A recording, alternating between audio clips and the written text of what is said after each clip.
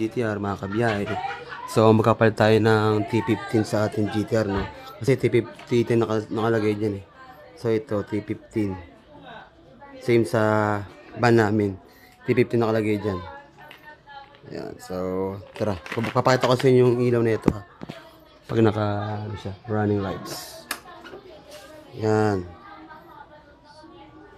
Alright.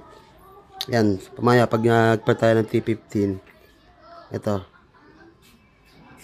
Yan, T15 yan. Pakita ko sa inyo.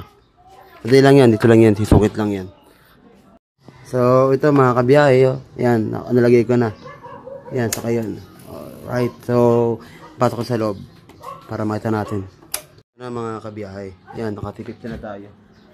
Ayan na. Maliwanag. Ito yung dati kong gamit dyan. T10.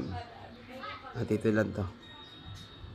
Yan. Sa Lazada lang yun o Shopee. Basta yan. Matagal din. Di pa naman po dito. Kumaga parang backup ko lang to.